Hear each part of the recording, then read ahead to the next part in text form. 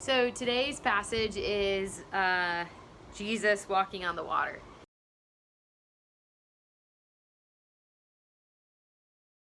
There's a lot here, but I want to pull out one thing that really was sticking out to me as I was reading this. So about midway through this passage, there's an interaction with Peter and Jesus that happens. The disciples are in the boat, they're all freaked out, the storm is awful, and all of a sudden they see what they think is this ghost. Turns out it's Jesus.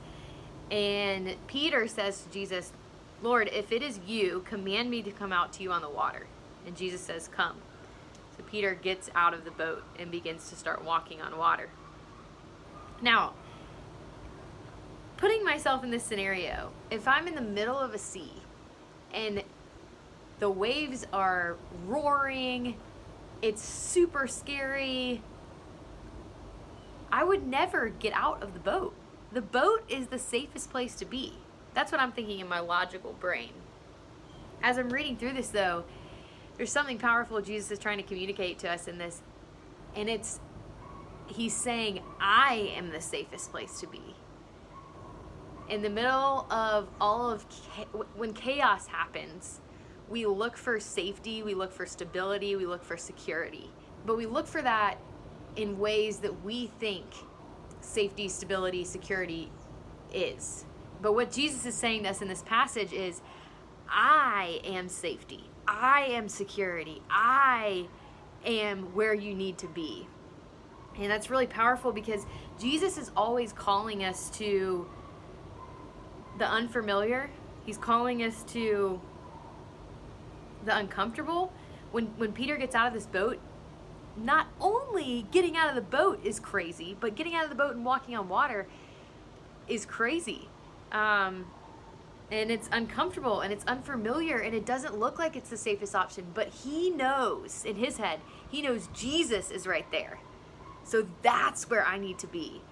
And it's a good reflection for us in thinking about our own lives in the midst of the chaos of everything going on today.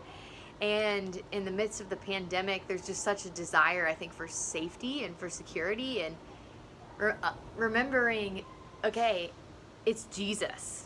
Jesus is my safety and security.